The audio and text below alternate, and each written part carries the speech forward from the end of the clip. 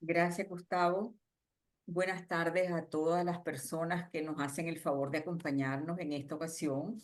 En especial, muchas gracias a los editores de este libro que nos han permitido presentarlo y comentarlo en este momento. Este libro es una obra fundamental para conocer sobre las reformas educativas que se han implementado en las últimas décadas en nuestra región, que a decir de los autores es poco conocida en el mundo académico, puede ser. De ahí la importancia de este libro, porque esto va a permitir indudablemente una difusión más amplia en ese mundo y confiamos que con ese esfuerzo y la difusión para la que nosotros estamos contribuyendo en esta ocasión, pueda dejar de ser una región poco conocida. Para los que vivimos aquí y estamos en esta región, nos resulta doblemente interesante este libro, porque es un trabajo de investigación muy riguroso realizado por un equipo de académicos, algunos de fuera de la región o nacidos fuera de la región, pero con amplia experiencia de trabajo y de vida entre nosotros y que incluye también investigadores de la región. En este primer encuentro para comentar el libro, porque vamos a hacerlo en dos partes, vamos a analizar el contexto en el que se han implementado las reformas educativas, en especial el contexto geopolítico y el momento particular en que se produjeron estas reformas, que es un periodo de transformaciones muy interesante después de un agitado periodo de conflictos armados que ha vivido nuestra región. Se analiza también el alcance y complejidad que asumen las reformas en los diferentes países, pero también sus similitudes y sus diferencias y sobre todo el papel que se asigna a la educación en los modelos de desarrollo que se estaban tratando de impulsar en la región, así como el papel de los actores detrás de esas reformas educativas, tanto globales, actores globales como actores nacionales y locales. Para que conozcan un poquito de nuestros entrevistados en este momento, de los que nos van a hacer el favor de presentarnos este libro tan interesante, vamos a hacer la presentación. Comenzamos por Pauline Martin, que trabajó en la UCA de El Salvador durante 23 años como profesora investigadora. Durante 8 años fue directora de la Maestría de Política y Evaluación Educativa. Cuenta con abundantes publicaciones sobre temas educativos y la influencia de las pandillas en la educación, y actualmente es consultora independiente en temas de análisis de políticas, educación no estatal, evaluación, desarrollo curricular y género en la educación. También queremos presentar al doctor Brent Edwards, que es director del Departamento de Fundamentos Educativos y profesor de Teoría y Metodología de la Educación en las Universidades de Hawái, coordinador del máster en perspectivas globales en políticas y prácticas educativas en esa universidad. También colabora con la Universidad Autónoma de Barcelona en 2 de sus másteres y en sus unidades de investigación. Y en este ámbito de trabajo, en esos ámbitos en los que se mueve Brent, él lo ha llevado a investigar en países de América Latina como México, Colombia, El Salvador, Honduras, República Dominicana, el sudeste asiático y África. O sea, la experiencia es enorme. También queremos presentarles a nuestro colega y amigo Ricardo Morales Ulloa, doctor en Ciencias de la Educación por la Universidad de Oporto, en Portugal, que además también tiene estudios de doctorado en la Universidad Autónoma de Barcelona. Es profesor, investigador y actualmente director del Instituto de Cooperación y Desarrollo de la Universidad Pedagógica Nacional Francisco Morazán en Honduras. Y ha estudiado estos temas de las políticas educativas en Honduras durante los últimos 30 años. Damos la bienvenida a los editores de este libro y les agradecemos profundamente el que se hayan tomado el tiempo para estar con nosotros. Así que adelante, Pauline, con tu presentación, y después le damos la palabra a Fernando, si quieres, Fernando, decir algo antes de Pauline, como prefieras. No, muy bien, gracias, Melba. Paulín, por favor, empecemos. Muchas gracias. Les agradezco el espacio, agradecemos a la invitación y también a las personas que nos acompañan. Un saludo muy cordial desde cualquier parte del mundo donde estén y también la hora que sea para ustedes. Estoy proyectando mi pantalla, espero que lo puedan apreciar. Queremos ser muy respetuosos de los tiempos también, entonces vamos a meterle ya al tema. Nos ha convocado aquí el espacio de diálogo sobre las perspectivas de la cooperación internacional en el desarrollo educativo y con todo gusto compartimos nuestra publicación que salió el año pasado sobre educación y desarrollo en América Central y el Caribe Latino.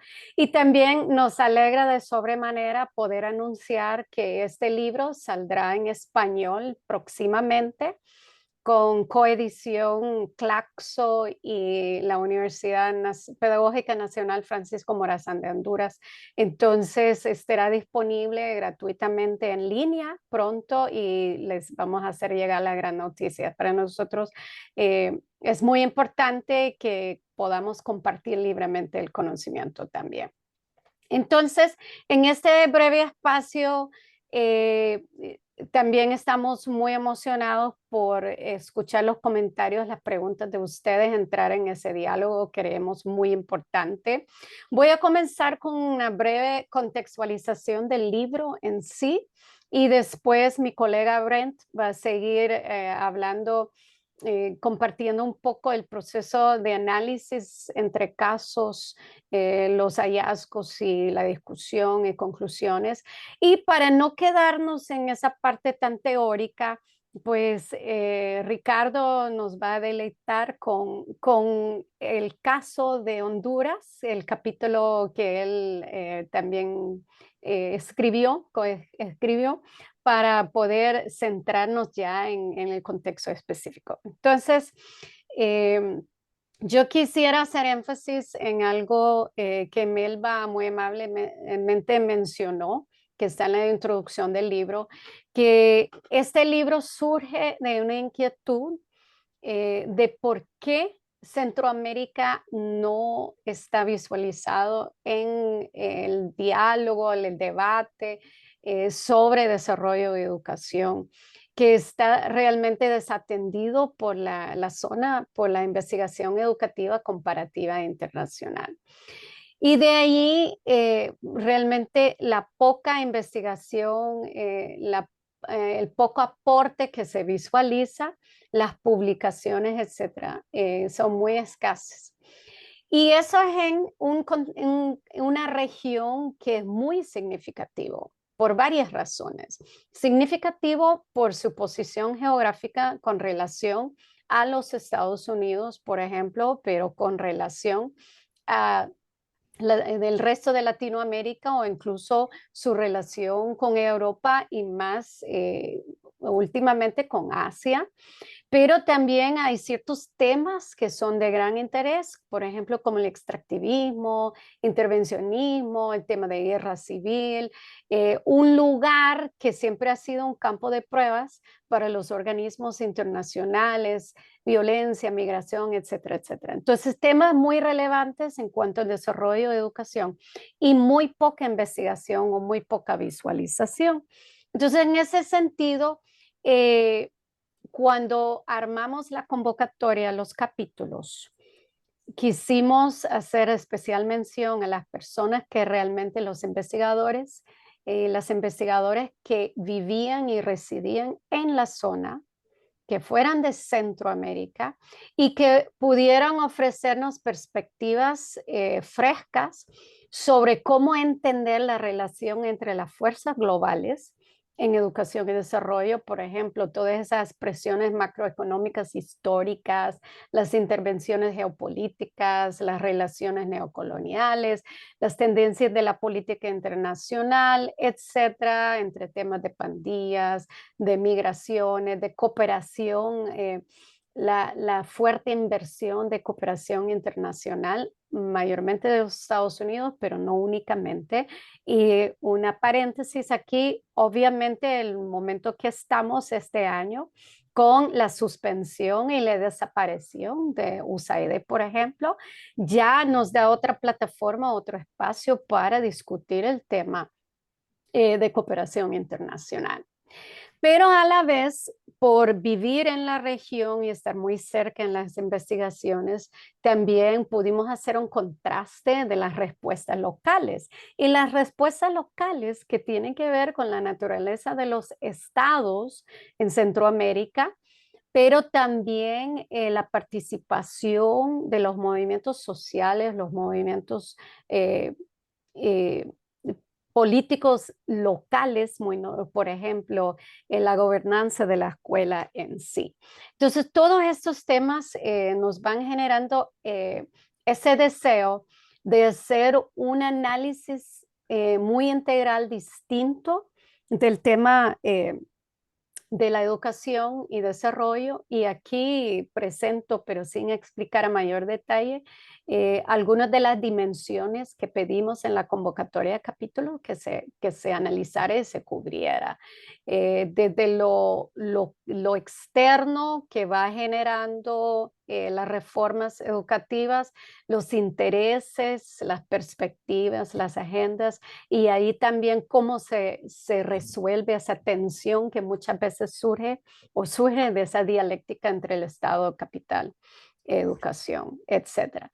Entonces, solo para darles una idea del índice del libro, realmente nos complació de gran manera poder decir que tenemos capítulos en representación de todos los países en América Central y el Caribe Latino, y aquí pueden ver en la introducción, damos el contexto, el marco de analítico, pero en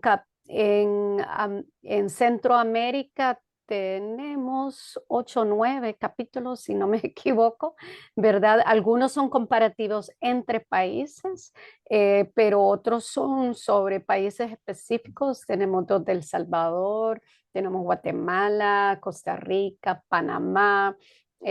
Hay unos estudios comparativos entre Guatemala, Honduras, Nicaragua, El Salvador, por ejemplo. Y en el Caribe Latino, que fue casi añadido al final, también estamos muy contentos de contar con un capítulo sobre Cuba, también la República Dominicana y Honduras, y también Puerto Rico, que usualmente no entra por ser territorio de Estados Unidos, no entra en el análisis. Y la parte de las conclusiones. Pero espero que esto les haya servido para generar interés en leer el libro. Si quieren esperar la versión en español, pronto esperamos. Quiero pasarlo a Brent, entonces, para hablar un poco sobre estos hallazgos que encontramos, qué reflexiones nos genera el análisis entre casos. Muchas gracias.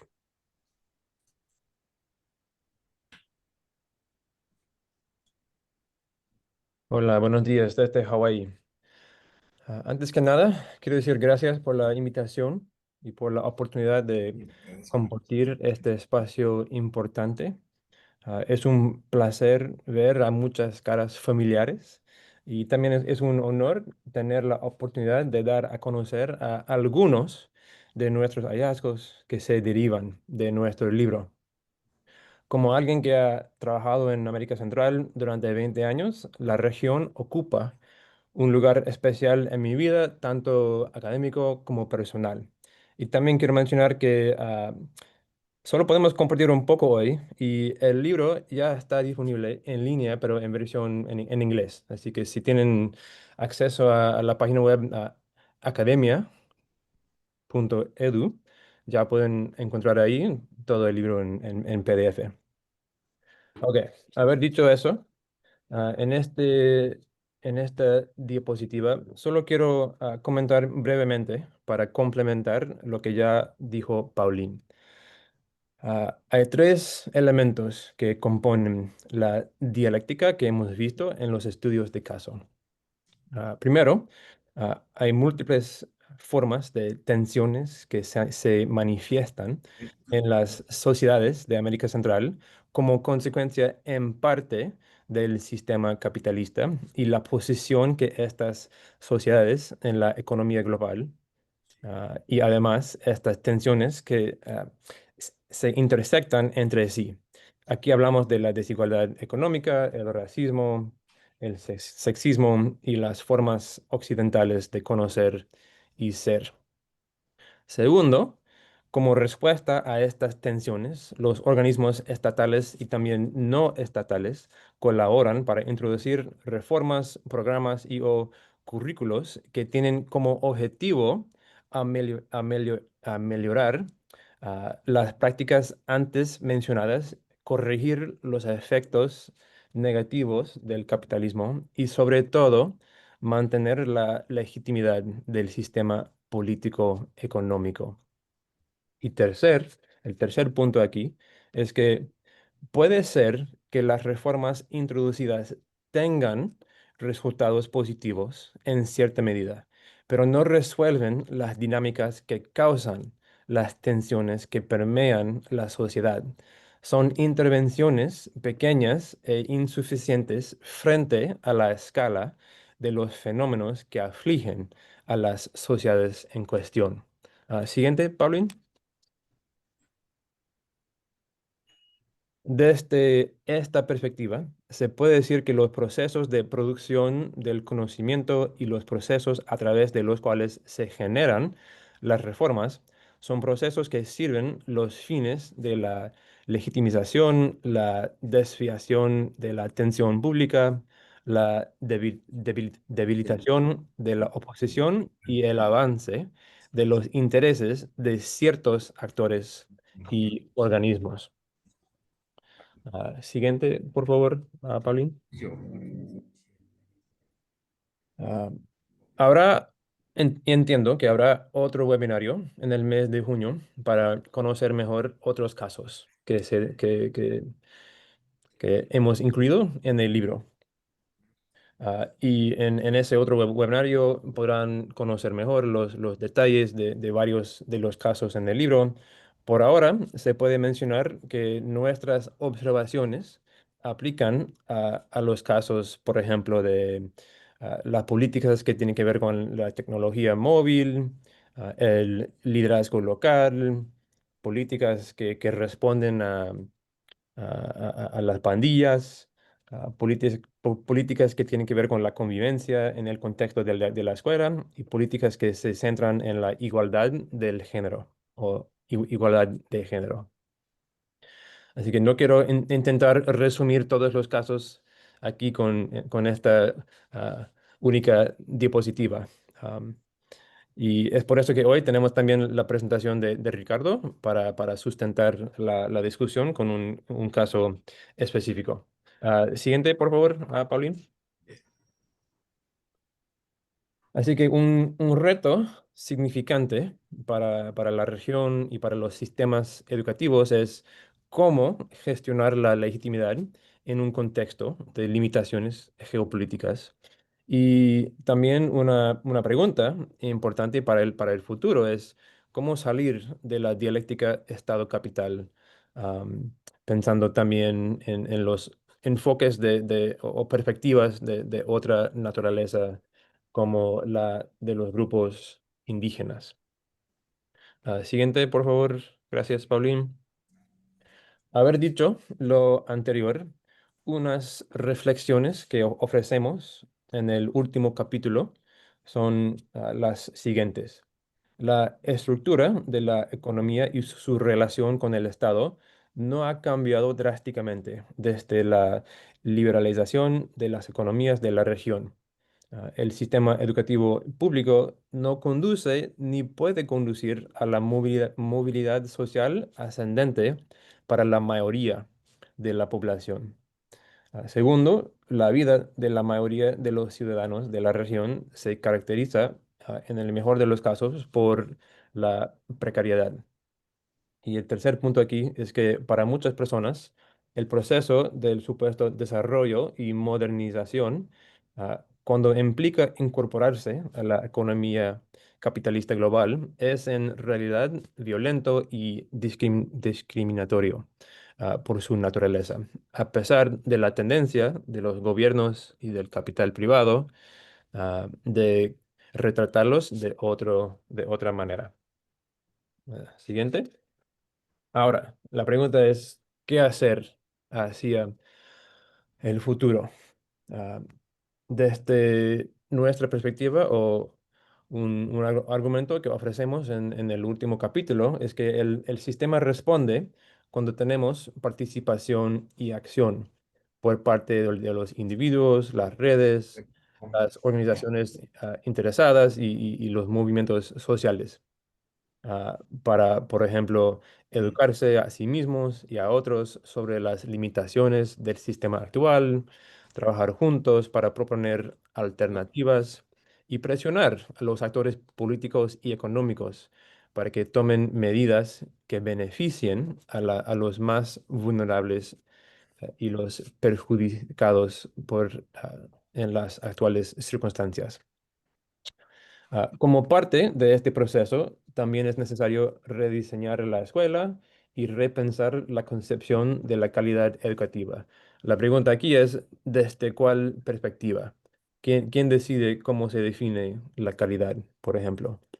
Ah, y además es necesario develar y superar las relaciones coloniales. Aquí, por ejemplo, queremos subrayar la importancia de reconocer a los grupos indígenas y su manera de entender y participar en el mundo, que puede ser distinto.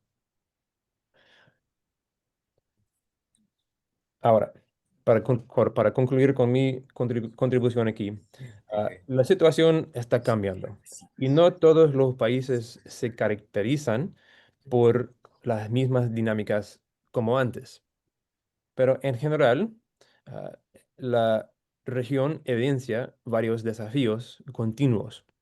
Por ejemplo, que tiene que ver con las presiones de la economía mundial globalizada y liberal, la intervención geopolítica, incluyendo las relaciones neocoloniales, las tendencias autoritarias que son muy evidentes hoy en día, sobre todo en El Salvador y otros países, el activismo de organizaciones filantrópicas privadas, corporaciones y empresas que pretenden introducirse en la educación y sacar provecho de la misma, la migración incentivada por las políticas económicas y falta de empleo digno, que a su vez tiene consecuencias devastadoras para las comunidades, las familias y las escuelas y los estudiantes. Las lógicas y las relaciones gubernamentales basadas en la extracción y el clientelismo y un paradigma de desarrollo moderno basado en la explotación ecológica. Ahora, creo que lo que hemos presentado hasta ahora no es nada nuevo, pero lo que intentamos hacer en el libro es conectar los puntos, es como trazar cómo, como dijo Pauline, cómo las dinámicas globales se intersectan con las realidades locales para entender esa dinámica y qué papel juega y puede jugar la educación y la política educativa. Y es a tal fin, esperamos que el libro sea útil. Haber dicho eso, quiero pasar la palabra a Ricardo. Gracias. En primer lugar, lo que quiero presentar es precisamente un proceso de reformas que ha comenzado a desarrollarse en los años 90 en Honduras, específicamente en el año de 1990. Y no digo que ha empezado a gestarse porque las reformas, que son reformas macroestructurales, que son una concepción nueva sobre el Estado, sobre las relaciones entre el Estado y la sociedad, no son apenas reformas educativas y comienzan a gestarse en los años 80. Yo creo que los años 80 son un periodo especial en toda la región porque lo que sucede en el año 82 es que surge la crisis de la deuda cuando México dice no puedo pagar la deuda externa y cuando hay un colapso del modelo de desarrollo en América Latina, el modelo desarrollista basado en la sustitución de importaciones.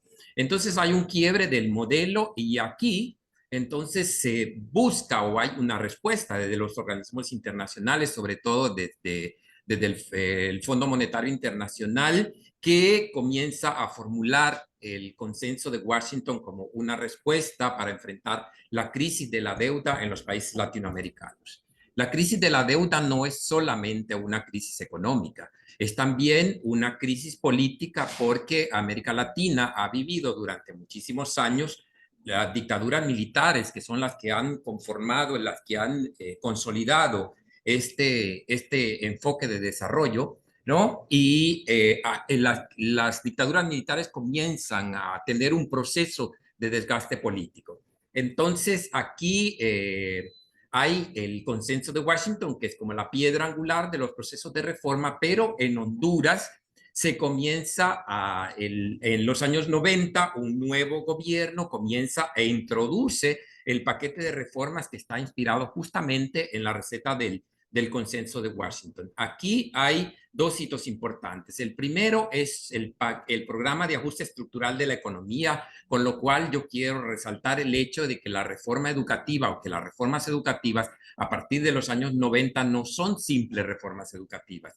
son reformas macroeconómicas o son reformas insertas en un programa de paquetes de paquete económico que tiene un alcance muchísimo más amplio que la educación.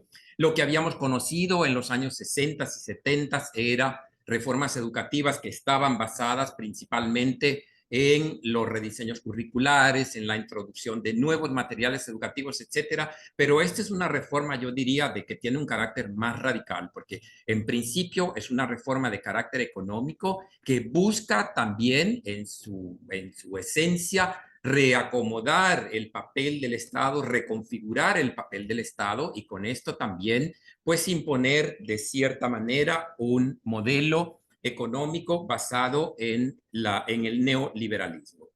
Bien, el paquete de medidas comienza con el programa de ajuste estructural de la economía, pero se busca también, ¿no? A partir del gobierno que asumen en los años 90, es un gobierno conservador, es un gobierno de un partido político que estaba asociado tradicionalmente con las dictaduras militares, ¿no? Es un gobierno también que tiene entre sus filas pues a tecnócratas internacionales que se han formado en el mejor esquema de la escuela neoliberal de Chicago, que han sido discípulos de la ideología de Milton Friedman y Friedrich Hayek. Estos tecnócratas se incorporan en el gobierno y con esto pues se comienza el programa de ajuste estructural de la economía y más específicamente un programa que estaba llamado a alinear las piezas por la otra vía, que era la vía de las reformas de la administración pública, con lo cual también se incorpora una versión pues tropicalizada de la nueva gestión pública. Esto es lo que llama Bowles pues una creciente colonización de las políticas educativas, porque las políticas educativas dejan de ser políticas educativas exclusivamente y se incorporan al modelo económico neoliberal. O sea, la política educativa ya se considera una pieza importante, ¿no? Que acomoda una pieza importante que está llamada a impulsar el modelo económico neoliberal basado pues en esta idea de la competitividad global. Es decir, los sistemas educativos deberían ser pues no otra cosa que herramientas, deberían mirar, deberían tener una visión instrumental y funcional de la educación de tal manera que ésta encaje con el modelo económico neoliberal. En el ámbito de la reforma de la administración pública, que es un paquete específico del programa de modernización del Estado, entonces se busca que todas las medidas pues, se encaminen justamente por la descentralización. Es la descentralización la receta recomendada, la receta universalmente recomendada por el Banco Mundial. Y digo esto porque fue una receta que se diseminó a escala global. En el año 1997, por ejemplo, el Banco Mundial escribe su informe de desarrollo mundial y el desarrollo mundial se llama el Estado en un mundo en transformación y es justamente, ¿no?, la idea de que la descentralización es el modelo nuevo de gestión pública, con lo cual se establece pues esta mirada y estas prácticas a escala internacional.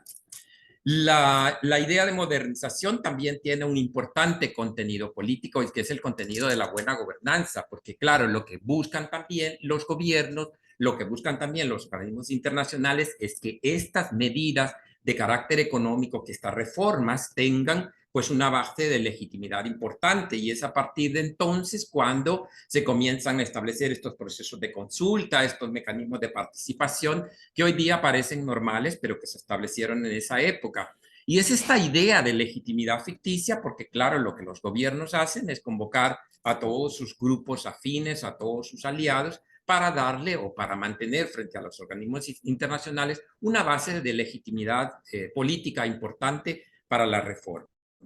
Entonces, en el caso de Honduras, pues estas políticas pues se basan también en la idea de la descentralización, porque la descentralización no solamente tiene esta perspectiva de optimización de los procesos administrativos, ¿no? De la desburocratización o la simplificación administrativa, sino que la descentralización está pensada en esta idea de subsidiariedad, pensando que es bueno descentralizar los servicios del Estado, haciendo que los servicios pues lleguen de manera inmediata a los usuarios, a los beneficiarios finales, a los destinatarios finales, y con esto también incorporan esa mirada de la rendición de cuentas, es decir, del derecho que tienen, ¿no?, los individuos o de manera privada, más allá del Estado, de pedirle al Estado rendición de cuentas por los servicios educativos y por todas las acciones que se desarrollan en este campo. La descentralización, entonces, aquí se busca como una quimera, o se concibe como una quimera,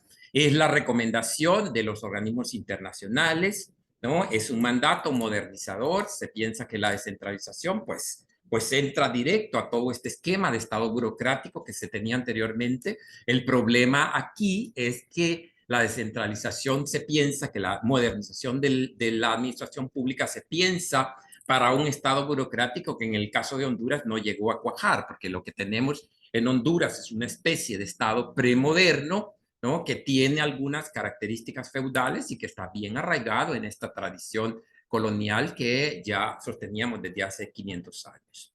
Entonces, aquí se nota también, pues, que se incorpora en esto, y ahora quiero hablar de los resultados, porque aquí lo que pasa es que hay una reforma en discurso, hay una propuesta de reformas, pero después llega el siguiente paso, que es cómo se echa a andar la reforma. Entonces, las reformas basadas en la descentralización, pues chocan directamente con estas tradiciones que existen en el país, esta tradición, digamos, clientelar, por ejemplo, esta tradición también que hace que las relaciones clientelares, sobre todo, tengan, pues, que se establezcan entre la gestión del propio sistema, entre la Secretaría de Educación y unos gremios, unos sindicatos magisteriales que son en Honduras verdaderamente poderosos. O sea, la gobernabilidad del sistema por muchísimos años se ha establecido a través de las relaciones entre la Secretaría de Educación y los sindicatos. Obviamente aquí es cuando la visión modernizadora choca, porque existe una tradición, una cultura organizativa, una cultura de gobernabilidad en el país que está basada fundamentalmente en estas relaciones clientelares. Entonces aquí es cuando chocan, ¿no?, cuando la práctica de la reforma, cuando la incorporación de la reforma en el terreno, en el contexto del país específico, choca con estas miradas de gran reforma, con estas miradas de un Estado diferente, de un Estado reconfigurado, de un Estado eficiente, que tiene el Banco Mundial, comienzan a chocar con esto, con estas prácticas tradicionales, sobre todo con estas prácticas clientelares.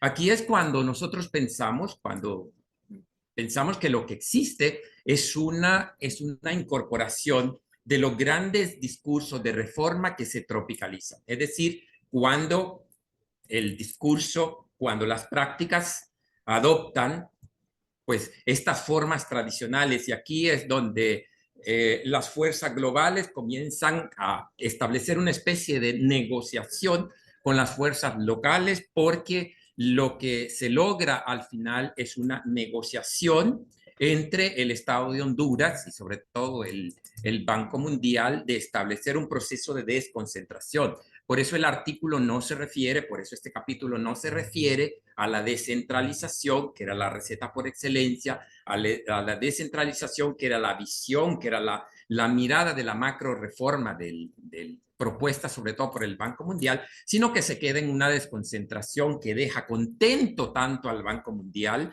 como al propio gobierno de Honduras, ¿no? Aquí lo que se establece pues es organizar el sistema de otra manera, crear 18 direcciones departamentales, ¿no?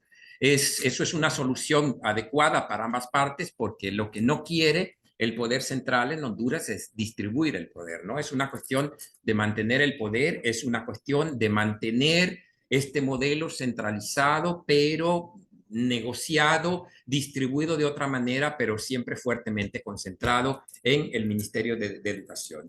Entonces, aquí lo que se ve es una ritualización, ¿no? Del funcionamiento de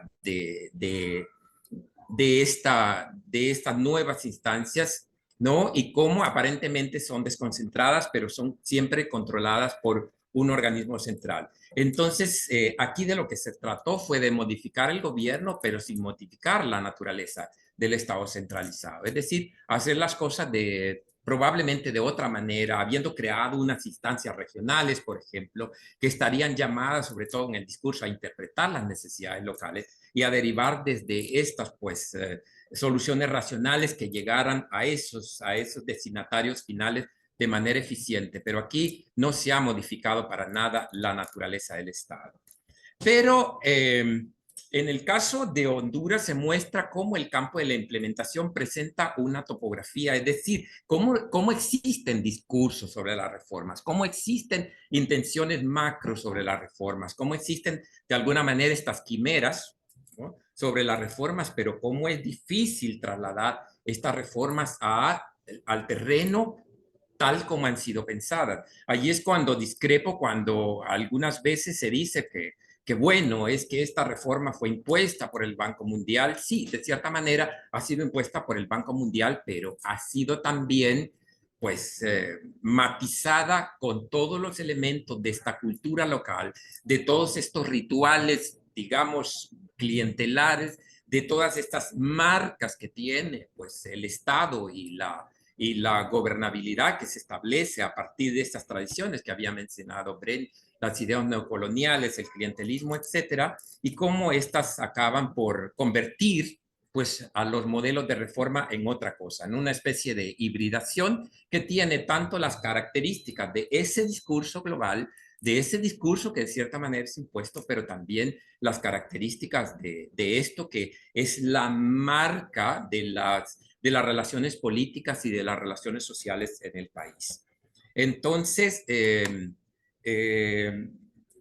no sé si tengo todavía tiempo, pero lo que quisiera mostrar es cómo también en estos discursos convergen pues tres lógicas. La lógica de la calidad, que está asociada con esta idea de descentralización, la lógica de la participación ciudadana y de la rendición de cuentas, la eficiencia, o sea, en esencia lo que se trata de vender en el proceso de reforma es esto. Pero también vuelvo a repetir que el Estado, que el gobierno no está convencido de esto, que el Estado lo que trata de más bien de salvaguardar, pues es la distribución del poder con el cual mantiene sus privilegios y continuar distribuyéndolos de una manera en que no afecte sustantivamente, ¿no?, el esquema y las relaciones en las cuales se desenvuelven todos estos juegos de poder. Y entonces de esta manera pues se van colocando las piezas y se va estableciendo, vuelvo a repetirlo, una manera híbrida de reformas que tienen algunos elementos de la reforma originaria pensada por los organismos internacionales y que está puesta allí en las definiciones que vienen, sobre todo el consenso de Washington, el tema de la privatización, el tema de la participación más activa de actores privados en las cuestiones públicas y otras. En la práctica, como vuelvo a decir, las discusiones han continuado siendo centralizadas en el caso de Honduras, en el nivel nacional, y toda la estructura desconcentrada no ha logrado hasta el día de hoy ejecutar más que rituales de gestión desconcentrada sin efectos reales, ya sea pedagógicos o materiales, ¿no? Los directores departamentales, las direcciones departamentales de educación, la estructura burocrática que se estableció a nivel regional continuó haciendo consultas hacia el nivel central y tomando decisiones que sin tener esta autonomía, sin tener este poder de decidir en el nivel regional y haciendo siempre las consultas al nivel central. O sea, no se han cambiado tampoco los esquemas, porque yo creo que también los sistemas, la forma la gobernabilidad se establece también sobre una cultura, sobre unas formas de pensar y también de procesar las cosas que están asociadas fuertemente con tradiciones que pueden ser, en este caso, centralizadas, ¿no? Ha habido pues también otras dificultades, como el hecho de que hayan creado estas estructuras, pero que esas estructuras nunca hayan recibido el apoyo, aunque sí consultan todas las decisiones, no reciben, por ejemplo, un apoyo técnico, no reciben una financiación, nunca se han completado, ¿no? Porque, por ejemplo, se ha nombrado, por ejemplo, a directores regionales, a directores departamentales, pero nunca se ha completado toda la estructura que es necesaria, por ejemplo, para alcanzar los centros educativos, que es necesaria para apoyar a los centros educativos, para hacer un seguimiento del trabajo en los centros educativos. Esto no se ha logrado, ¿no? El conflicto mayor continúa siendo la disputa por el poder, o más bien por un poder que no tiene disputas. O sea, yo creo que en medio de todo había la intención de recibir el financiamiento de los organismos internacionales, pero no había la intención de una reforma real, de una reforma basada en la descentralización. Entonces, en este contexto, pues imponen determinadas interpretaciones de los textos de política. Es que al final, pues la política en el nivel alto de la toma de decisiones se piensa de una manera, pero al final es imposible evitar las interpretaciones en los otros niveles. Entonces, existe una diferencia entre los discursos y la realidad.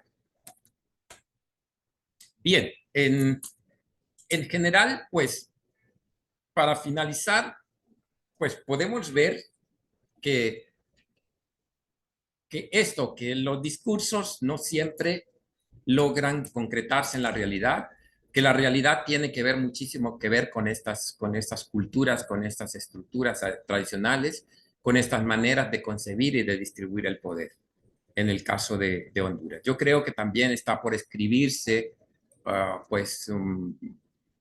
textos, pues está todavía por hacer investigaciones sobre qué queda de estas reformas, aparte de lo que dije, estas estructuras departamentales, qué queda todavía. El poder continúa siendo centralizado, pero también esta centralización tiene otras características que todavía es necesario investigar. Muchas gracias.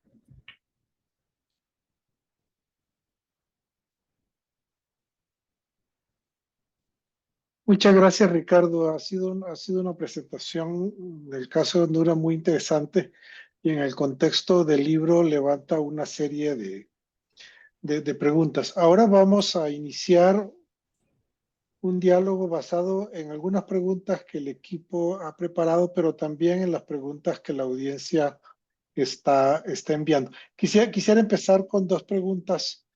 Uno, mezclando algunas de las interrogantes que teníamos cuando leíamos el libro y otra utilizando una pregunta de la audiencia que me parece central.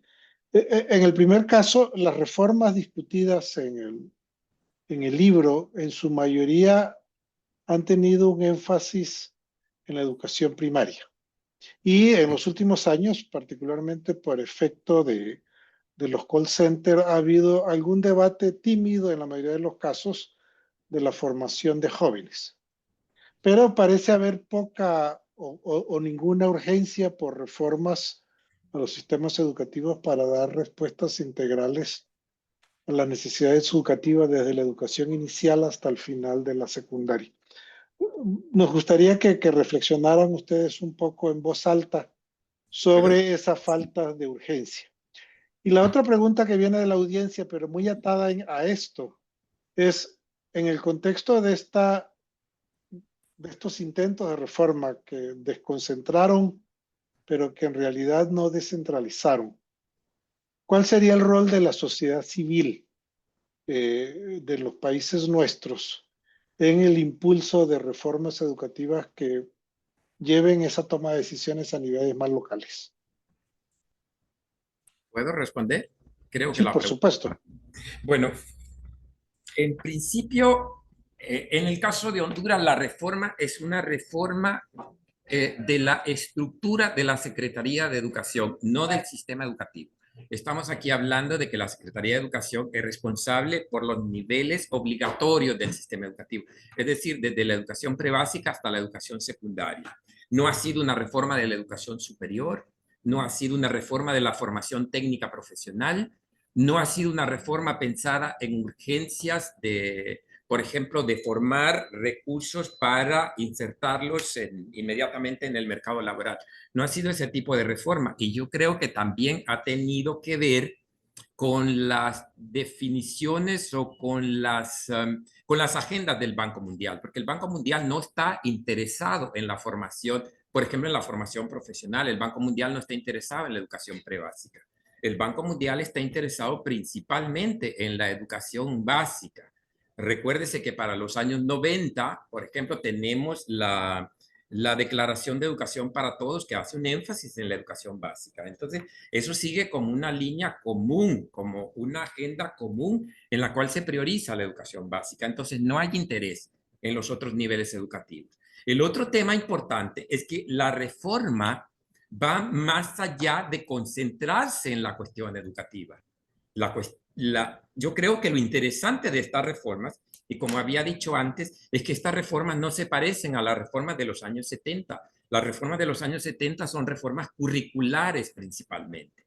Las reformas de los años final de los 60, 70, por ejemplo, tienen como foco la introducción de nuevos materiales educativos. Por ejemplo, aquí en Honduras, a finales de los 60, hay una ola nacionalista que en medio de las dictaduras militares se levanta en el gremio magisterial y el gremio magisterial protesta porque el gobierno de los Estados Unidos, la Alianza por el Progreso, quiere imponer una reforma curricular con una universidad de Estados Unidos que era un consorcio de universidades, del famoso consorcio de las universidades de la Florida. Entonces hay una protesta, pero eso es una reforma curricular, no es una reforma integral. Esta reforma tiene como foco la reconfiguración del Estado, la reconversión del papel del Estado, ¿no? Y uno diría, aplicada al caso de Honduras, pues es una reforma compleja para un país que pudiera tener un sistema político, un sistema de gobierno más simple. Lo que yo creo es que las reformas fueron pensadas, por ejemplo, para responder a estos sistemas burocráticos, a estos gobiernos burocráticos que habían crecido, ¿verdad? Que se habían vuelto bastante gordos. Recuérdense que para los años 90, por ejemplo, se publica este libro que se llama Reinventing Government.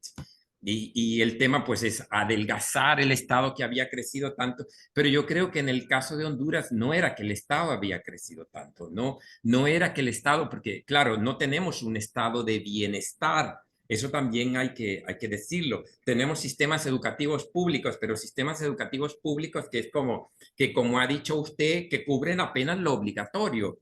En los años 90, en Honduras, cuando llega esta reforma, nosotros no teníamos ni siquiera el 100% de la cobertura en el nivel básico, que para ese tiempo, en el nivel obligatorio, que para ese tiempo eran 6 años. Todavía no habíamos logrado eso, ¿no?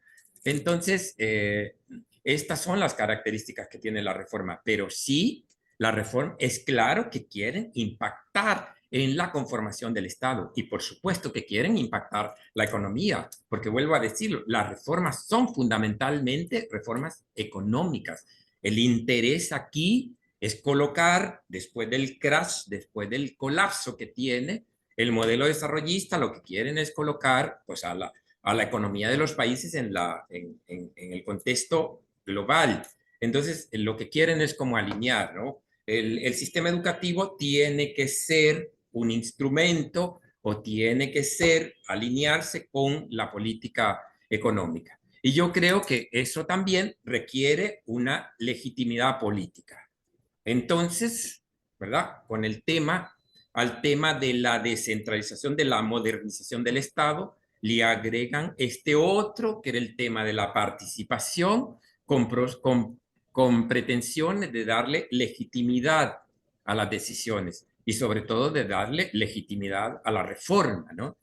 Y entonces se comienza a establecer esto, pero digo, sí que se han generado nuevos espacios de la participación de la sociedad civil, pero también es Parece que cierto, perdimos a pero Ricardo también momentáneamente. no No, tenemos, No, se escucha bien él. se Escucha escucha bien. bien. bien. Entonces, bueno, retomando el asunto, lo que quiero decir es que sí se han generado ciertos espacios de participación ciudadana, de participación social, pero también es cierto de que se ha abierto las puertas a la participación de actores privados en la provisión de servicios educativos.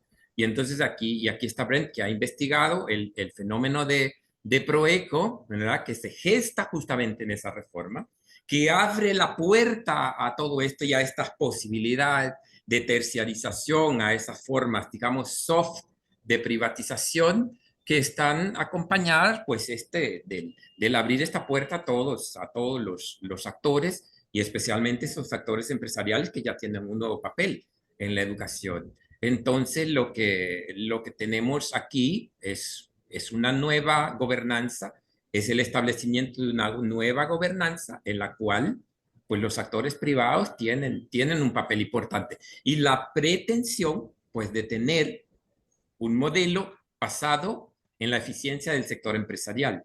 Yo creo que lo segundo se ha logrado, que incorporar actores privados en los procesos educativos o en la provisión de servicios educativos se ha logrado, pero no se ha logrado mejorar la eficiencia de la burocracia estatal. Y no se ha logrado, a pesar de estos espacios de participación, que el Estado genere respuestas racionales, ¿no? Para cubrir necesidades y sobre todo para cumplir con algo que para mí es muy importante y el mandato delegado al Estado, ¿no? Porque no se han cambiado las constituciones. El Estado es responsable de proveer educación. El Estado, ¿no? La Constitución habla de una educación universal y gratuita. Eso no ha cambiado, pero sí han cambiado las maneras en cómo la agenda global, la agenda de los organismos internacionales y en cierta manera del Estado creen que se puede alcanzar ese propósito de proveer educación, ¿no? No necesariamente gratuita. Yo creo que claro, allí es donde está lo básico, lo fundamental de esta reforma. Pero Gracias, claro, Ricardo. hasta el día de hoy, pues los sistemas educativos, en las decisiones de política educativa, todavía se sigue incorporando esta idea de participación, pero vuelvo a decir que los gobiernos de turno siempre manipulan estos procesos y siempre incorporan a sus incondicionales para darle legitimidad a sus decisiones. Muchas gracias, Ricardo. Muy amplia tu explicación y muy atinado. Agradecemos mucho a los tres por sus presentaciones. Y tengo aquí dentro de las preguntas del público, tengo dos para el profesor Brent. Una dice, ¿cuál es el rol de la creación de conocimiento en las comunidades locales? Y la otra, ¿cómo convencer al mundo del desarrollo internacional sobre la importancia del diálogo con esos conocimientos locales, sobre todo para actores internacionales que priorizan las investigaciones académicas y de producción de evidencia con criterios del norte? Esa es un poquito la pregunta que nos están haciendo del público para Brent. Muchas gracias. ¿Puedes repetir el enfoque de la segunda pregunta? ¿Cuál sería la manera de convencer al mundo, a la cooperación, de la necesidad de ese diálogo entre los conocimientos locales y Ujú. la necesidad de ellos, de la evidencia y del conocimiento basado en evidencia, ¿verdad? Entonces, ahí vemos una tensión que obviamente está ahí, a ver qué nos dice. Yo creo que está interesante la pregunta. Ujú. Pues las dos preguntas anteriores y estas dos también son difíciles. Cuando hablamos de la producción del conocimiento, hay una jerarquía, ¿no? De diferentes paradigmas de producción, cuantita, pues, métodos cuantitativos y cualitativos. No lo sé, es que entiendo la pregunta, pero la pregunta es cómo convencer, por ejemplo, cómo convencer a los organismos internacionales a que entren en diálogo para producir hallazgos que luego pueden informar a los procesos de la reforma y cómo convencer a los organismos internacionales a que valoren otras maneras de producir el conocimiento. Y hay un choque fuerte ahí porque en la jerarquía dentro de la economía política de la producción del conocimiento, los métodos que tienen más, que son vistos con más credibilidad son los métodos cuantitativos, experimentos controlados, randomizados. am, y creo que si propusiéramos otros métodos para llegar a los resultados, para informar la formulación de las reformas, eso sería un reto. Creo que eso sería visto como un reto para estos organismos, porque para muchos de los organismos internacionales, su ventaja comparativa es que ellos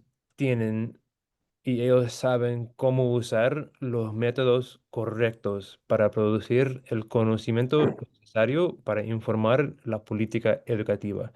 Entonces, si quitáramos del Banco Mundial o de otros organismos, am, no sé, si les quitáramos la necesidad de usar ciertos métodos, ¿cuál sería el papel para ese organismo en el contexto de las discusiones? Es que creo que la sugerencia detrás de la pregunta, estoy de acuerdo con esa sugerencia, que sí, que hay que participar en diálogos entre los organismos internacionales y las comunidades locales, pero lo que no veo tan factible ni tan probable es que sigamos am, o que utilicemos otros métodos, porque sería visto como un reto, porque todos los investigadores que normalmente son contratados para producir estos estudios, cual pues estarían ahí sin trabajo. Entonces, no lo sé, es como una respuesta desde la óptica de la economía política, ¿no? Es como, am, en mi caso, y quizás voy a responder aquí a esta pregunta y a la otra pregunta que vimos antes. Am, Esto tiene que ver con la sociedad civil, ¿no? Porque esto conecta con la idea del diálogo con las comunidades locales. Am, y también con el comentario de Ricardo. Ricardo habla mucho de la naturaleza del Estado y lo difícil que es convencer al Estado que siga como otra manera de operar. Y una pregunta que tengo yo, algo que pienso mucho es que los estados de la región de América Central, pues desde sus orígenes, los organismos estatales no han funcionado para el beneficio público o no solo para el beneficio público, sino que también para el enriquecimiento privado. Y esto tiene que ver con sus orígenes en el colonialismo. Es que la burocracia contemporánea ha sido construido sobre una base colonial. Entonces, desde sus orígenes, el propósito de los organismos no fue servir el público, el bienestar del público en un sentido abstracto, sino que Mantener privilegios. facilitar el flujo de recursos a través de ciertas redes. Es decir, ofrecer un servicio público en cierta medida hasta el punto necesario para mantener la legitimidad del sistema, pero a la vez para enriquecer a las personas que controlan los sistemas. Y si este argumento tiene validez, la pregunta es, am, ¿cómo han cambiado? O quizás no han cambiado las lógicas que a través de las cuales operan los estados de la sociedad América Central. Y en este sentido, quizás cuando hablamos de las comunidades locales y la sociedad civil, lo que debemos hacer es buscar oportunidades para para que las comunidades trabajen en conjunto, para que las comunidades locales en América Central se conecten con redes internacionales, transnacionales, para facilitar, ¿cómo se dice? Es como la ayuda internacional entre comunidades y en cierta medida como saltar o evitar la necesidad de trabajar con el Estado. Porque si el Estado, si es tan difícil empujar el Estado y lograr que el Estado cambie su manera de operar, quizás sería más fructífero como facilitar otra manera, otro tipo de asistencia internacional. Es una idea. Muchas Gracias. muchas gracias, Brent. Uno de los participantes que trabaja con población fuera de la escuela y población en alta vulnerabilidad, lanza una pregunta que me parece muy interesante. Y la pregunta tiene que ver con el hecho de que esta realidad nueva dejó de ser unipolar y se convierte en multipolar, y que hay cada vez más una demanda de prácticas educativas diferentes, alternativas, Ujú. para poblaciones que son diferentes y con frecuencia con fondos comunitarios y múltiples. El concepto de un currículo nacional igual para todos, bajo todas las condiciones, entra en conflicto con estas diversidades. ¿Qué podrían decir cualquiera de los tres? Que Bueno, podrían tener como elementos reformas para ir más allá de estas visiones unipolares y estas visiones de currículos nacionales únicos. ¿Qué dices tú, Paulín? Colín, Bueno, gracias. Estoy siguiendo en QIA, ¿verdad? Algunas de las preguntas. Em, yo creo que podemos hablar mucho de problemas, pero llegar a soluciones y respuestas es la parte más difícil. Entonces, a la luz de esta pregunta y las preguntas anteriores también, ¿verdad? Creo que entra uno es quién define el problema y quién y cómo, ¿verdad? Entonces, por muchos años, el problema educativo ha sido definido desde fuera, sin duda. El problema es educación básica, el problema es falta de computadores, el problema es educación superior, el problema, ¿verdad? Para hablar. Y las respuestas han sido más de insumos y sin tocar esos elementos de gobernanza, como mencionó Ricardo, por ejemplo, sin tocar los temas de conocimiento, quién decide cuál es la respuesta adecuada. Entonces, en cuanto a este tema, o sea, esta última pregunta es pedagógica, pero también es de toma de decisiones y gobernanza. Entonces, después de muchos años en El Salvador, ahora estoy residiendo en los Estados Unidos, que tiene un sistema muy descentralizado sobre currículum también. Los distritos locales definen su currículum, tienen ciertos parámetros del Estado, tenían ciertos parámetros del título 1 de la atención a la diversidad, etcétera, etcétera, ¿verdad? Para ir poniendo algunas llaves y no perder temas importantes de atender a la diversidad. Tendríamos que ver si eso es lo que quieren las escuelas en la región.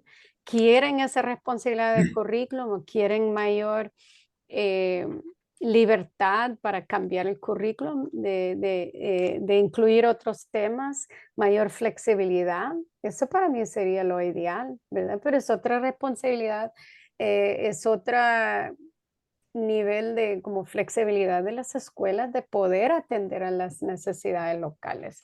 Por ejemplo, ¿por qué todos los centros educativos del país, un país incluso como Honduras, tiene el mismo horario, que todos los estudiantes entren a la misma hora y salen a la misma hora y tienen que ir en el mismo número de horas a la escuela? No sé, en algunas zonas tal vez el año escolar incluso podría cambiarse. Esas son cosas muy prácticas. Eh, pero nuevamente, yo quería también contribuir a el tema de como las influencias del Banco Mundial y otros organismos, tanto en definir cuál es el problema del área de mayor inversión, pero también y cómo hacer esa inversión, y conectando con lo que dijo Brent. ¿Quién hace la investigación para llegar a las propuestas y cómo? Consulten con las familias, con la sociedad civil para ver cómo mejorar el sistema educativo, o son mayormente números económicos, cuál es la mejor inversión, qué les va a arrojar mayor eficiencia, mayor impacto, ¿verdad? de sus inversiones. Tendemos a parcializar el sistema educativo y solo agarrar un detalle y decir, por aquí es factible invertir, así lo vamos a hacer. Y en otras partes no. Yo esperaría tal vez que en este vacío que ha dejado la salida de USAID, ¿verdad? Que ha sido muy fuerte en Centroamérica en la inversión educativa y en definir la agenda, que en esa salida que estemos preparados, sociedad civil, universidades, escuelas, sistemas educativos, a identificar las áreas que necesitamos cubrir y la forma de hacerlo, ¿verdad? Yo esperaría poder tener ya con todos los aprendizajes en muchas direcciones, ¿verdad? De que lo que hemos aprendido de esos años, de decir, bueno, ya sabemos lo que tenemos que hacer o queremos hacer esto y hagámoslo, ¿verdad? Gracias, ahí termino. Pues muchas gracias, Pauline.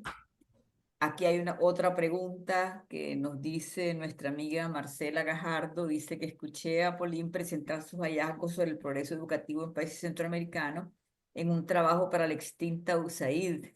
Se aprovecharon estos antecedentes y otros trabajos públicos cuando se diseñó la estructura y contenido de esta publicación. Altamente relevante, por cierto, esta publicación, especialmente para quienes no vivimos en la región de Centroamérica. Creo que es muy interesante, ¿verdad? Y luego hay otras preguntas todavía, así que vamos a dar unos minutos más para Sí, continuar con gracias. Gracias. satisfaciendo a nuestro público. Gracias. Adelante, Pauline. Sí, gracias Marcela, un saludo muy cariñoso también. Yo tuve el privilegio con una consultoría de USAID de armar la agenda de aprendizaje en educación para América Latina. El privilegio fue poder hablar, entrevistar a amplios sectores, ¿verdad? Sobre el tema educativo que es tan complejo. Y de ahí yo pude identificar, creo que Marcela hace referencia a un tipo de diagnóstico que yo hice de 6 puntos que se encontraron grandes divergencias, porque la idea de hablar con actores es tratar de encontrar las convergencias y poder elaborar una agenda, pero digo, ¿cómo podemos hablar de educación si ni siquiera hay un consenso sobre para qué educamos, ¿verdad? ¿Cómo podemos hablar de propuestas educativas? Y había 6 cosas que ahorita no recuerdo. Pues lo curioso fue que al final no incluyeron esa parte en la agenda de aprendizaje porque dijeron que no era relevante. Ya que me recuerde, Marcela, voy a buscar un espacio para compartir eso porque sí me parecieran interesantes. No está incluido ese análisis en este libro porque el libro comenzó desde antes. Ustedes saben, los procesos del libro son largos, divertidos, por cierto, y simplemente no se incluyó. Pero gracias por el comentario de la relevancia, porque es precisamente lo que observamos. Los años de colaboración con Brent, con Mauro, que no está aquí ahorita, con Ricardo, y decir, ¿dónde está Centroamérica? ¿Dónde está el Caribe latino en la agenda y la discusión sobre educación? Y estamos también muy complacidos con los autores y las autores, los equipos que respondieron de diversas universidades. Fue un proceso muy enriquecedor.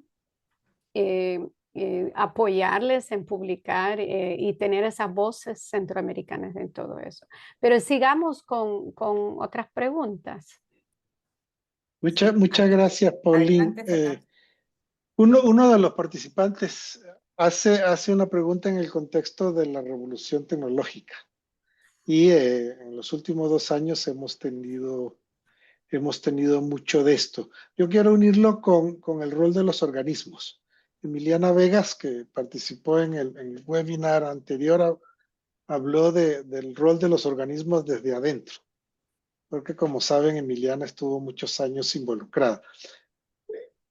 En esta idea de que necesitamos reformar, ¿cómo incorporamos la inteligencia artificial y las herramientas, los tutores, los chats virtuales, otras formas de acceso al conocimiento, con necesidades locales en contextos donde la brecha digital es clara y muy obvia? Y cómo podemos aprender de estos 30 años de reforma de los 90 a la fecha para una nueva forma de cambios en los sistemas educativos y en la forma en que se hace la educación en nuestra región? Cualquiera de los 3 o los 3. Rapidito yo y bien acotado. Yo lo que veo es con preocupación, a veces me parece escalofriante cómo están cambiando las tecnologías todos los días y cómo nosotros no hemos superado, hablo del caso de Honduras, cómo nosotros no hemos superado problemas fundamentales del sistema educativo, como por ejemplo, se aplican pruebas estandarizadas y los niveles de comprensión lectora son bajísimos, ¿no? Son preocupantes y lo más preocupante de toda la historia es que esto no mejora, es que desde que se aplican pruebas estandarizadas, que creo que acá en Honduras fue en el año 98, esto no mejora. Entonces, lo que veo es cómo con estos problemas de analfabetismo funcional seremos capaces de utilizar toda la potencialidad de las tecnologías. ¿Cómo será que vamos a lograr utilizar esto sin fracasar? ¿Cómo será que vamos a lograr, pues, utilizar estos recursos de manera sensata, de manera que alcancen, pues, para sentar estas bases de un aprendizaje significativo y para toda la vida? O sea, esas son mis preguntas. Yo no puedo opinar como experto porque confieso que esto de las tecnologías no se me da, que yo mismo no crecí en la era digital, por lo tanto a mí me cuesta, tengo dificultades en asimilar toda esta historia y por supuesto, claro que me pesa mucho. A veces yo mismo le tengo que preguntar a mis estudiantes en las clases cómo utilizar X o cómo utilizar Y. Entonces, a lo mejor también eso me motiva a tener esas preocupaciones. Pero aquí lo que veo fundamentalmente, y voy a cerrar con esto, es, claro, cómo poder superar esos problemas de los cuales yo llevo 30 años trabajando en educación que no hemos superado todavía. Tenemos problemas de cobertura, como lo dijo Fernando al inicio, cobertura en la educación prebásica, sabiendo que eso es tan importante, que los primeros 5 años de la vida de las personas son tan importantes y que definen su trayectoria educativa en adelante. ¿no? Tenemos problemas de cobertura acá en Honduras, aun y cuando la ley de educación dice que ahora la obligatoriedad es de 13 años, no tenemos un promedio de escolaridad mayor de 9, o sea, tenemos un déficit de 9 más tantos años hasta completar 13. Entonces yo creo que antes de preocuparnos por las tecnologías o antes de preocuparse por las tecnologías, los gobiernos deberían tomar decisiones radicales para mejorar los aprendizajes. Si me permiten, eh, comparto mucho lo que dice Ricardo, que sin una alfabetización y un pensamiento crítico básico, no se pueden aprovechar las tecnologías para el desarrollo. Entonces pueden repartir computadoras como quieran, ¿verdad? Pero si no hay una capacidad de lectura comprensiva, etcétera, va a ser muy difícil que contribuyan al desarrollo. Sin embargo, ahorita hay un nivel mucho más complejo al asunto, porque hoy con la inteligencia artificial generativa va cambiando no solo al exceso, porque el tema por muchos años ha sido no tenemos computadoras, no tenemos internet, no tenemos acceso al mismo conocimiento o las mismas herramientas que el resto del mundo. Pero hoy con inteligencia artificial se va cambiando la forma de relacionarse, de encontrar conocimiento, de producir conocimiento, de trabajar, de estudiar, etcétera, etcétera. Y está obligando casi una manera muy, muy brusca de cambiar la forma de aprender, en la forma de compartir conocimiento. Va a obligar un cambio drástico a la escuela, más que todo en educación superior, pero no únicamente en educación superior. Entonces, sí, efectivamente, en eso, la intervención de el rol de los, yo no diría la intervención, el rol de los organismos internacionales puede ser importante en ir orientando, generando discusiones entre países, porque esto para mí es uno de los roles más importantes, poder compartir entre países, proveer recursos, etcétera. Sigue siendo importante, pero sí es bastante complejo, ya lo sabemos, ¿verdad? De tener una escuela tan subdesarrollada encima de ello, traer ese cambio tecnológico realmente es preocupante. Lo que va a pasar y lo que está pasando es que realmente, incluso aquí lo veo en los Estados Unidos, que tiene toda la tecnología casi que hay por haber, ¿verdad? Pero lo que pasa es que los estudiantes aprenden fuera de la escuela. La escuela ya no es referente para aprender. Lo que sí puede dar la escuela es la socialización, algunos temas que son de interés común, etcétera, pero los chicos están aprendiendo fuera de la escuela. Y si no hay relevancia, si no encuentran relevancia en la escuela de cómo sobrellevar la tecnología, es como dos mundos paralelos. Voy a la escuela porque hay que ir. Y fuera aprendo con el uso de tecnologías, ¿verdad? Ahí me quedo. Gracias. Gracias, Pauline. Brent, si querés agregar algo a esta pregunta o retomamos alguna otra pregunta del público, Fernando. Bien, hay una preocupación que cruza en las preguntas acerca de qué sigue, esta insatisfacción con los esfuerzos de reforma. ¿Qué hemos aprendido después de ver todos los estudios de casos que nos oriente, por lo menos a la próxima década? Y un tema que no se trata en el libro y que probablemente salía del tema del libro con seguridad, así fue. Pero, ¿cuál es el impacto de los cambios demográficos en la configuración de los sistemas educativos? Todos los países, Guatemala de último, que los demás, tienen ahora menos niños nacidos en un año dado que el año anterior. y poco a poco la pirámide poblacional se va haciendo más rectangular y las demandas se mueven a los niveles más altos de la educación. ¿Cuál es el imperativo que la demografía impone en los sistemas educativos de la región y cómo debiesen los siguientes esfuerzos de reforma abordar este imperativo demográfico? ¿Qué podemos aprender de lo que hicimos y cómo lo enfrentamos en esta nueva realidad? Pues no sé si tengo la respuesta, pero yo también tengo preocupaciones y preguntas. Y quizás los participantes tienen mejor conocimiento de lo que está ocurriendo y lo que va a pasar. Por ejemplo, am, a mí me interesa saber qué han visto ustedes, qué han oído ustedes en términos de las consecuencias del de lo que ha pasado con USAID. Ya, es que están viendo que otros actores están entrando a ese espacio, que vamos a ver más organismos privados, China. organismos filantrópicos. Y mi otra pregunta fue lo que dijo Ricardo, porque esto ya está pasando con Colombia, por ejemplo, ¿no? Colombia está trabajando con China y pues me pregunto si vamos a ver más intervención o colaboración, inversión por parte de China en América Central.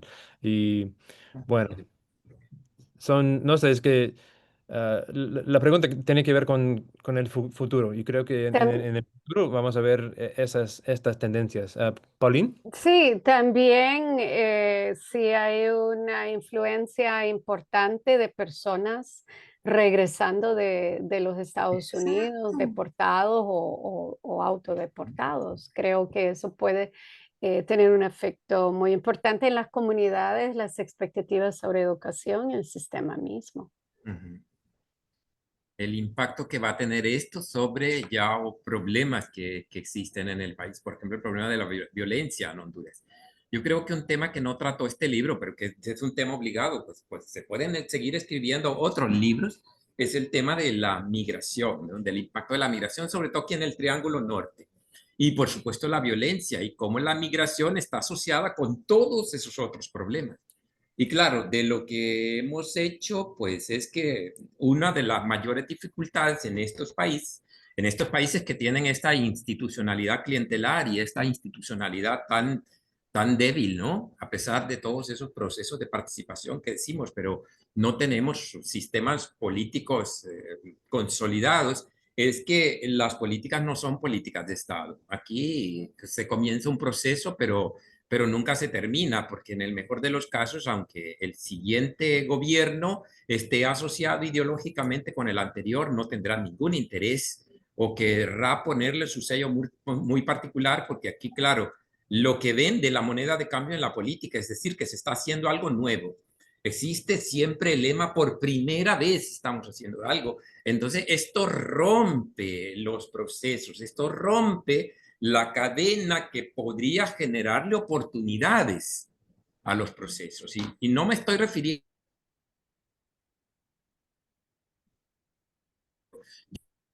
Te perdimos, Ricardo. a la capacidad que tienen, la poca capacidad que tienen los países para evaluar sus procesos y para continuar adelante a partir, ¿no?, de los resultados de estas evaluaciones. Es que son muchas debilidades. Pues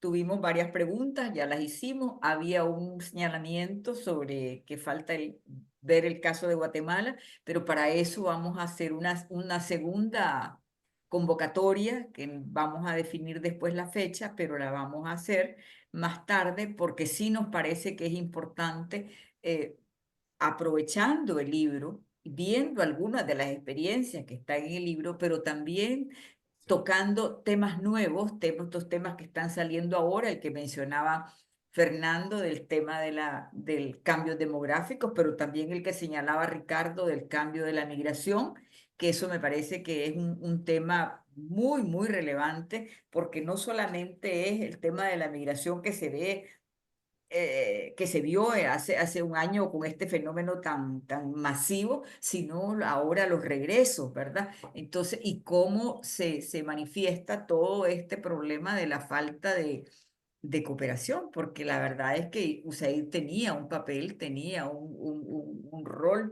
jugaba un rol que ya no lo tiene, y todavía yo creo que no se ha encontrado una sustitución. Puede ser China, pero no sabemos. Entonces, hay otras opciones, no hay otras opciones. En fin, son muchos los desafíos que nos toca enfrentar a nosotros como investigadores del tema de la educación, como analistas de las políticas educativas. Tenemos un montón de desafíos, de retos para seguir analizando, y un buen pretexto para seguirnos reuniendo y seguir hablando entre nosotros, que yo creo que siempre es necesario, y por eso pues les damos las gracias a todos ustedes, a las personas que nos acompañaron en este evento, y con esto pues le voy a dar la palabra a Gustavo para que cierre este evento, agradeciéndoles nuevamente su buena voluntad, su tiempo, su disposición y sus preguntas enriquecedoras. Muchísimas gracias.